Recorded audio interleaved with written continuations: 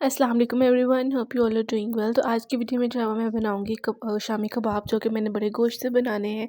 उसके बाद किचन की कुछ क्लीनिंग के बारे में जो है वो बात करेंगे, डिस्कस करेंगे, जो कि डेली बेसिस पर करनी होती हैं। So let's get started.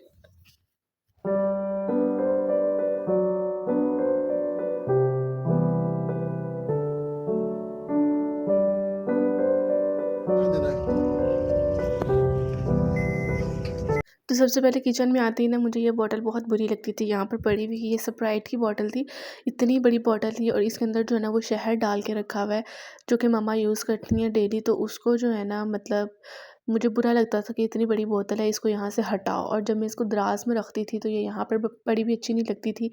Kitchen के शेल्फ पे मुझे ना ये ऐसी एक्स्ट्रा चीज़ें जो है ना ये अच्छी नहीं लगती। नीचे वाले ड्रॉर्स पर रख दो तो ये मम्मा को जो है वो उठाना मुश्किल होगा। तो फिर मैंने जो है ना ये सिरके वाली बॉटल ली, इसमें पहले मैंने देसी घी डाला हुआ था, वो ख़त्म हो गया, तो इसको मैंने दोबारा से वॉश किया है। अब ये सारा जो है ना शहद वो इसके अंदर जो है वो डाल देना है। इस बॉटल जो है इसके ऊपर से वो मतलब निकालना भी इजी होगा, ढक्कन भी इसके साथ ही है, तो यूज़ करना बहुत इजी होगा इसके साथ, बजाय इसके कि वो इतनी बड़ी सारी बॉटल में था। और तीसरी बात कि वो ड्रॉ में भी आ गया है।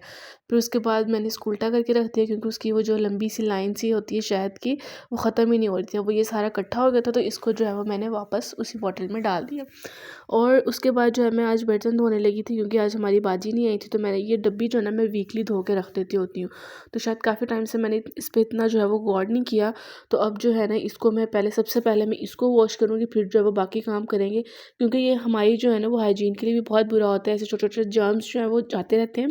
तो अगर डेली बेसिस पर इनको भी हम जो है वो क्लीन कर दें तो हम जो है उससे भी बच जाएंगे, जर्म्स वगैरह से, और हमारे बर्तनों में से स्मेल भी नहीं आएगी।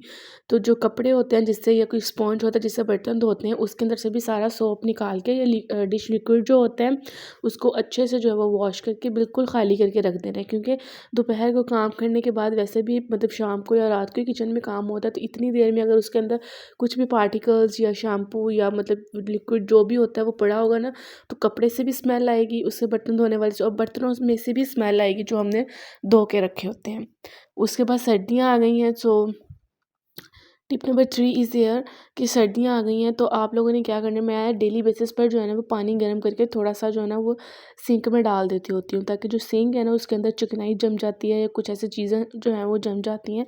तो अगर हम डेली बेसिस पर थोड़ा सा पानी ऐसे डाल दिया करेंगे तो वो निकल जाएगा, मेल्ट हो जाएगा। और अगर नहीं डालेंगे तो वो जम जम जम के जो है ना वो काफ़ी बड़ा बन जाएगा, तो आपको जो है ना वो फिर सफाई कराने में बहुत मुश्किल होगी। तो ये थोड़ा-सा काम है, छोटा-सा काम है, अगर इसको हम डेली बेसिस पर कर लें तो हमारी ही किचन लाइफ़ जो है वो ईज़ी होगी। उसके बाद बर्तन धोते हुए मेरी जो जब यहाँ पर नज़र पड़ी वॉल के ऊपर, तो इसके ऊपर जो है ना वो काफ़ी मिट्टी थी, इसके जो पाइप्स थे फ़िल्टर के उसके ऊपर काफ़ी मिट्टी थी। नीचे से तो मैं प मतलब पानी मैंने डाला हुआ था, मैं धो रही थी, इसलिए ज़्यादा गंदा लग रहा है आपको। तो मैंने जो है ना फिर इसके ऊपर सब जगह पे जो है ना वो पानी फेंका और इन सबको जो है ना वो वॉश किया। क्योंकि बाजी आती है सफाई करने, उनको जैसे-जैसे बता दो वो कर देती हैं। जब तक हम खुद अपने हाथ नहीं लगाते तब तक वो जो है वो डीप क्लीनिंग हो ही नहीं सकती। ज़ाहिर सी बात है बाजियों ने तो इतनी डीप क्लीनिंग करनी नहीं होती। ये छोटे-छोटे काम हमने जो है वो खुद ही करने होते हैं। फिर सारी तारें या जो ये जो एक्स्ट्रा चीज़ें होती हैं उनके ऊपर भी मैंने पानी डाला सारा। उसके बाद जो है ना अब ये फुली क्लीन्ड हो गया था यहाँ पर। हर चीज़ मैं मतलब यहाँ पर खड़ी होती थी, मुझे समझ नहीं आता था कि ये वॉश भी है सब कुछ और ये इतना मेसी क्यों लगता है। अब ये जब हर चीज़ साफ़ हो गई है, छोटी-छोटी चीज़ों की क्लीनिंग से जो है ना वो किचन जो है वो चमक उठता है। तो डेली बेसिस पर अगर छोटी-छोटी ऐसी सफाइयाँ हम कर लें तो हमारी ही आसानी है। उसके बाद जो मैं यहाँ पर सारी सफाई मैंने कर ली, पूरा किचन मैंने साफ़ कर लिया, तो अब हम बनाएँगे शामी कबाब। तो बड़ा गोश्त मैंने यहाँ पर लिया है, यानी कि बीफ। दाल जो है वो सुबह ही भिगो के मैंने रख दी थी, ताकि ये अच्छे से भीग जाए। उसके बाद इसको जो है मैं बॉयल करूँगी। बड़ा गोश्त जो है वो यहाँ पर मैंने निकाल लिया था, इसको डिफ्रोस्ट कर लिया था। मटन नहीं है, ये बीफ है, ठीक है। तो इसको जो है वो मैंने अभी बॉयल कर लेना है सारा। मैं इसको थोड़ा ज़्यादा बॉयल करूँगी नॉर्मल से, कि क्योंकि हमने इसको एज़ अ सालन नहीं खाना। कबाब में जो है वो कूटना भी है इसको, तो ज़्यादा सॉफ्ट करना है। तो अदरक लहसुन मैंने इसमें ऐड कर दिया, पानी ऐड करूँगी, गोश्त ऐड करूँगी, और स्पाइसेस में जो है वो इसके अंदर मैंने नमक, गरम मसाला और थोड़ी सी लाल मिर्च, एंड दैट्स इट। तकरीबन आधे घंटे के लिए मैंने इसको रख दिया था, क्योंकि नॉर्मली 20 मिनट में गोश्त गल जाता है। तो मैंने इसको जो है ना कुछ थोड़ा ज़्यादा गलाया ताकि इसका जो रेशो है ना वो आसानी से हो जाए। अब इसकी भुनाई करेंगे, थोड़ा सा पानी जो बच के ये भी जो है खुश्क हो जाती है। यहाँ पर मैंने कुकर में दाल रख दी थी और गोश्त को जो है अब हम गलाएंगे। स्टैंड भी रख दिया। अब मोबाइल जो है वो स्टैंड पे लगाती हूँ क्योंकि अब मैंने दाल को जो है वो कूटना है, गोश्त को कूटना है अभी। सॉरी, गोश्त सारा मैंने इसके अंदर डाला। अदरक मैंने नहीं निकाला, मैंने कि इसको भी साथ ही जो है वो कूट देती हूँ। फ्लेवर अच्छा आ जाएगा, लेकिन ध्यान रखना है कि वो ऐसे ही ना रह जाए।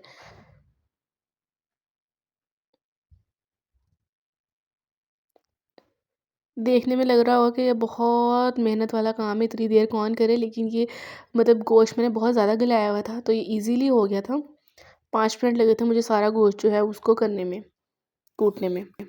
उसके बाद जो है वो धनिया, पुदीना और हरी मिर्चें मैंने यहाँ पर 6-7 ली थी। इनको इकट्ठे जो है वो कूट लेना। सबसे मुश्किल और गंदा काम जो है ना, मुझे हरी मिर्चें कूटना लगता है। पता नहीं क्यों मुझे बहुत मुश्किल लगता है। ये तीनों चीज़ें अच्छे से कूट के जो है वो हमने गोश्त के अंदर डाल देनी है। और स्पाइसेस भी मैं अभी ऐड कर दूँगी, तब तक जो है वो दाल भी गल जाएगी। स्पाइसेस में मैंने ऐड किया है नमक, लाल मिर्च और काली मिर्च और गरम मसाला एंड दैट्स इट। दाल भी यहाँ पर गल गई थी। दाल को जो वो थोड़ा सा ज़्यादा गलाना है, बहुत ज़्यादा भी नहीं गलाना कि वो कूटी ना हो, और थोड़ा सा सख्त भी नहीं रखना कि कूटने में ज़्यादा मुश्किल हो। और अगर ज़्यादा सख्त होगी तो हमारे जो शामी कबाब है वो भी ड्राई से बनेंगे। तो मतलब जितनी दाल हम गलाते हैं उससे थोड़ी सी ज़्यादा गलानी है कि बस वो थोड़ी सॉफ्ट ज़्यादा हो ताकि कूटने में आसानी हो। सब कुछ मिक्सअप कर देना। और यहाँ पर मुझे टिप नंबर 4 इज़ है कि हाथों से जो है ना वो शामी कबाब बनाना बहुत मुश्किल काम लगता है मुझे, क्योंकि मेरे से ना शेप सही आती है और मेरा टाइम भी बहुत ज़्यादा लग जाता है। और उसका जो ईज़ी हल मेरे पास है वो ये है कि मैं लेती हूँ जैम की जो ढक्कन है ना, और बोतल है ना, उसका ढक्कन लेती हूँ। जैम का जो जार होता है उसको थोड़ा छोटा सा शॉपर रख के और मसाला डालते जाना है और ये बनते जाएंगे। जितना कम मसाला डालेंगे वो पतला बन जाएगा, ज़्यादा डालेंगे वो थोड़ा सा मोटा बन जाएगा। लेकिन सबकी शेप जो होगी ना वो बिल्कुल इक्वल होगी और बहुत जल्दी बन जाएंगे, हमारा टाइम भी वेस्ट नहीं होगा। मुझे यहाँ पर थोड़े बाकी कबाब जो है वो फ्रीज़ करने थे और कुछ जो है वो मैंने फ्राई करने थे। जो फ्रीज़ करने थे वो आप लोगों ने टिप नंबर 5 इज़ है कि कबाब जो है ना वो डिश के अंदर इस तरह से रखने, एक दूसरे के ऊपर नहीं रखने। और अगर आप 2 प्लेट्स में रखना चाहते हैं तो भी ठीक है। अगर एक ही डिश रखना चाहते हैं तो आपने शॉपर रख लेना, उसके ऊपर कबाब रख देने। इस तरह से ये होंगे कि वो एक दूसरे के साथ चिपकेंगे नहीं और आप इजीली जो है ना वो जब फ्रीज़ हो जाएंगे इनको निकाल सकते हैं। एक दूसरे के ऊपर रख देंगे तो वो जुड़ जाएंगे और उनको अलग करना बहुत मुश्किल हो जाएगा। तो और अब ये फ्रीज़ हो गए हैं ईज़िली, जो है ये इस तरह से उतर जाएंगे। ये रात का टाइम में फ्रीज़ हो गए थे तो फिर मैं इनको जो है ना अब निकाल के दिखा रही हूँ आप लोगों को। इस तरह से ईज़िली जो है ना ये टूट जाएंगे, मतलब उतर जाएंगे। उसके बाद आप लोगों ने प्लास्टिक के जो ज़िप बैग्स होते हैं उनमें डाल लें, जो शॉपर में डालें। जब भी फ्राई करनी हो ईज़िली निकाल के आप फ्राई कर सकते हैं। अब ये आपस में नहीं चिपकेंगे। उसके बाद जो है मैंने जो है ये कबाब दोपहर में बनाए थे, तो दोपहर में ही जो है हम लोगों ने खाना खाना था इन्हीं के साथ। तो मैं जो है वो यहाँ पर सारे कबाब जो है ना वो दोपहर के लिए मैंने फ्राई कर लिए थे। जो फ्राई करने थे फ्रीज़ करने वाले फ्रीज़र में रख दिए थे। वो क्लिप मैंने आपको पहले दिखा दिए ताकि आपको बात जो है वो समझ में आ जाए। साथ जो है वो मैंने रोटियां बनानी थी, रोटियां भी बना ली और दोपहर के लिए जो कबाब बनाए थे वो भी बना लिए। और एंड में जो है वो थोड़ा सा जो रायता अंडा बच जाता होता है उसको भी फ्राई कर लेती हूँ ताकि वो भी ज़ाया ना हो। रायता भी बन गया था यहाँ पर, साथ ही सैलेड भी बन गया था और कबाब भी बन गए थे। अब मेरा सारा काम जो हो गया था, किचन भी क्लीन मैंने साथ ही कर दिया था और सब कुछ हो गया था। तो अब जब कोई घर आएगा तो मैं उसको जो है वो सर्व कर दूँगी सैलेड रायते के साथ। तो आई होप कि आपको वीडियो जो है वो आज की अच्छी लगी होगी, रेसिपी भी अच्छी लगी होगी। So do like, comment and share my video. अल्लाह हाफिज़।